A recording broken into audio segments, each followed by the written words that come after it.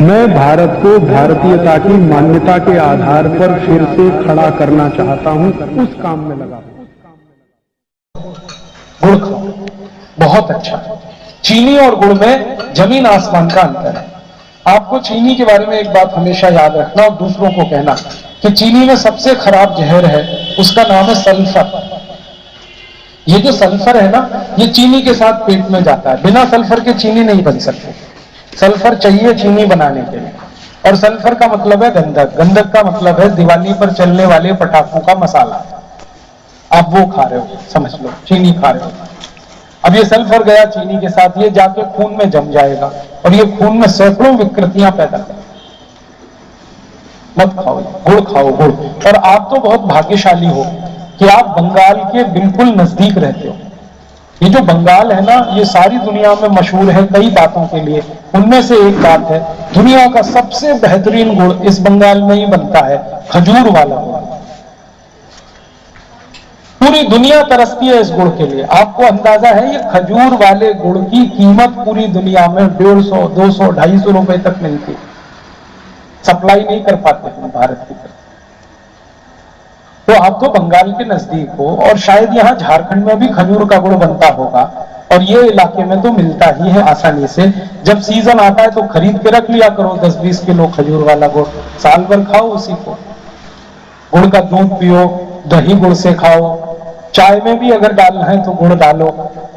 हलवा बनाना है गुड़ का बनाओ, लड्डू बनाना है, मिठाई बनने वाला, लेकिन गुड़ खाओ। मिश्री भी खा सकते हैं, लेकिन मिश्री शुद्ध होनी चाहिए। वो एक मिश्री आजकल चीनी से बनने लगी, वो मत लेना। ये जो धागे वाली मिश्री होती है ना, वो ज्यादा अच्छी है। बॉल गोल गोल धागे वाली, वो ज्यादा अच्छी है। आपको गुड़ और चीनी के बारे में एक जानकारी दूं जो हमेशा याद रखिए और आप सबको बताइए। आप खाना खाओ और खाना खा के पीछे से थोड़ा गुड़ खाओ, इतना सा, बस ज्यादा मत खाना। इतना सा गुड़ खा लिया तो पूरा खाना 4 घंटे में हजम हो जाता है। वैसे खाने को हजम होने में 6 घंटे लगते हैं, लेकिन गुड़ खाने के बाद वो 4 घंटे में ही हजम होता है। अब इसका उल्टा बताता हूं। आप खाना खाओ और 1 चम्मच चीनी खा लो। अब ये 1 चम्मच चीनी पूरे खाने को ही हजम नहीं होने देगी।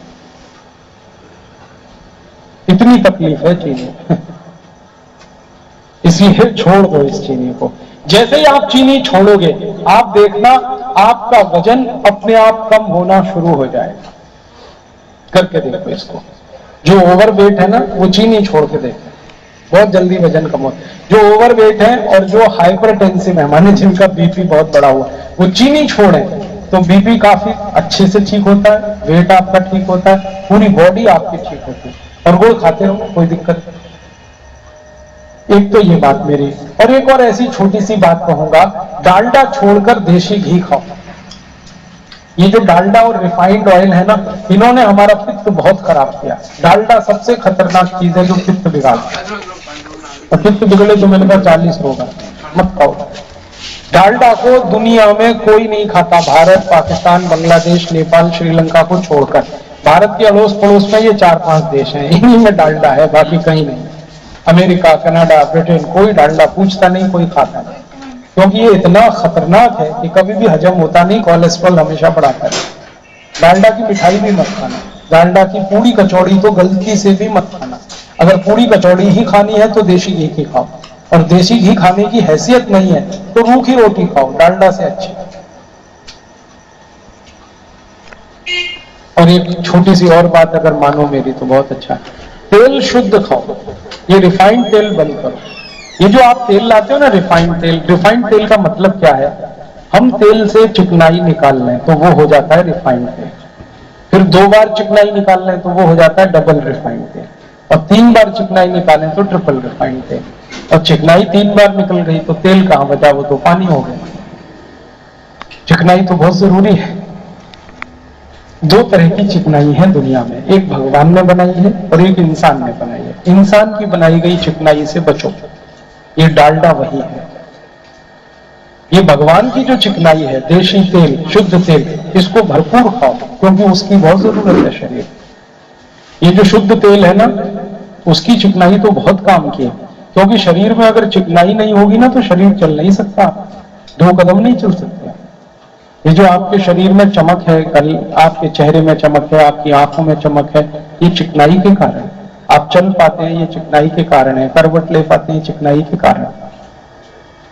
चिकनाई तो चाहिए, अच्छी वाली चाहिए। और तेल की चिकनाई सब अच्छी वाली है, सरसों का तेल, तिल का तेल, नारियल का तेल, मूंगफली का तेल। आप तो सरसों का खाते हो, आपके लिए वही अच्छा है, लेकिन मेरा ये निवेदन है कि ये शुद्ध खाया करो। अब शुद्ध सरसों का तेल मतलब है कोल्हू में जो निकाला हुआ तेल है वो खाओ, अच्छा।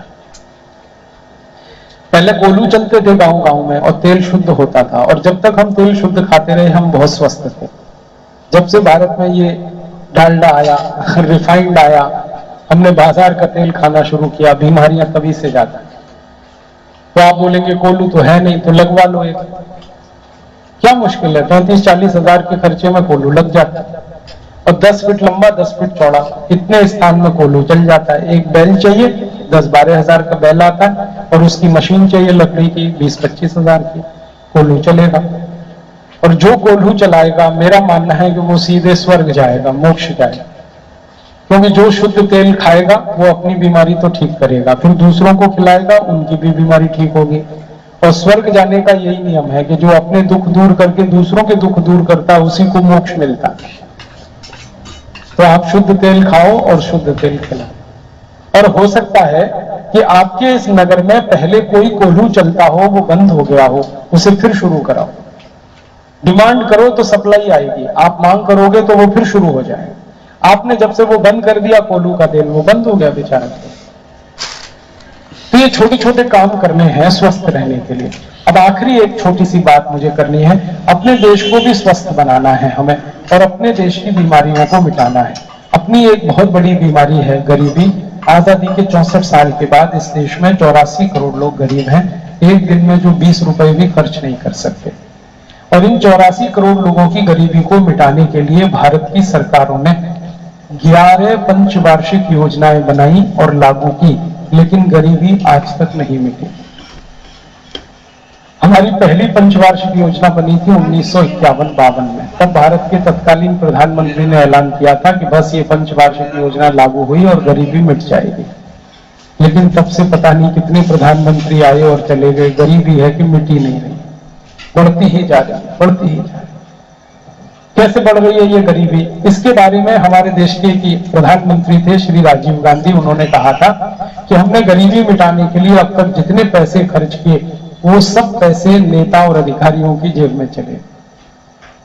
तो नेता और अधिकारियों की गरीबी दूर हुई है, देश की नहीं। श्री राजीव गांधी कहा करते थे कि जब मैं किसी गरीब आदमी की गरीबी मिटाने के लिए 1 रुपया दिल्ली से भेजता हूं तो वो गरीब आदमी के पास 15 पैसा ही पहुंच पाता है, 85 पैसा बीच में ही लुट जाता है। अब 85 पैसा लुटता था 1984 में। अब स्थिति यह है कि किसी गरीब आदमी के पास 1 रुपया भेजा जाए तो 10 पैसा भी नहीं पहुंच पाता, 90 पैसे से ज्यादा लुट जाता है। और हर साल ये लूटखोरी होती है 18 से 20 लाख करोड़ की। अब हमें समझ में आया कि सरकार ने 64 साल में 110 लाख करोड़ रुपए खर्च किया गरीबी मिटाने के लिए। वो सारा पैसा कहां गया? वो लूटखोरी में, भ्रष्टाचार में चला गया, और वो पैसा नेताओं के बैंक खातों में जमा हो गया। हमारे देश में बहुत भ्रष्ट नेता है और उनकी संख्या लगभग 84,000 से ज्यादा है। उसमें से कुछ आपके झारखंड में भी है, आप सब जानते हो। तो ये झारखंड जैसे भ्रष्ट नेता पूरे भारत में लूट लूट के अपना घर भर रहे हैं और विदेशी बैंकों में पैसे जमा कर रहे हैं। दुनिया में एक बहुत बड़ी संस्था है, उसका नाम है टैक्स जस्टिस नेटवर्क। उनका कहना है कि भारत के भ्रष्ट नेताओं का विदेशी बैंक के खातों में 258 लाख करोड़ रुपए से ज्यादा है, और ये आंकड़ा उन्होंने दिया था 2006 में, और अब बता रहे हैं कि विदेशी बैंकों में भारत के भ्रष्ट नेताओं का 330 लाख करोड़ रुपए। तो लगभग 330 लाख करोड़ की रकम हमारी विदेशों में है। भ्रष्टाचार का ये सबसे क्रूर नमूना है। अब हम लोगों ने ये तय किया है कि इस भ्रष्टाचार को तो खत्म करना पड़ेगा, तब कोई समस्या हम हल कर पाएंगे। नमस्कार दोस्तों, आप सभी भाई और बहनों का दिल की गहराइयों से बहुत बहुत धन्यवाद कि आपने इस वीडियो को अंत तक देखा। दोस्तों, कुछ समय निकाल कर यह व्याख्यान अन्य लोगों तक जरूर साझा करें। ताकि वो भी इन व्याख्यानों का लाभ उठा सकें एवं भाई श्री राज दीक्षित जी की इस आवाज़ को लाखों करोड़ों लोगों तक पहुंचा सके। अंत में दोस्तों एक बार फिर से आपका बहुत बहुत धन्यवाद कि आपने हमारा इतना साथ दिया और भाई राज दीक्षित जी के इन व्याख्यानों को जन जन तक पहुंचाकर लोगों को जागरूक किया। दोस्तों आगे भी इसी तरह प्यार बनाए रखना। धन्यवाद।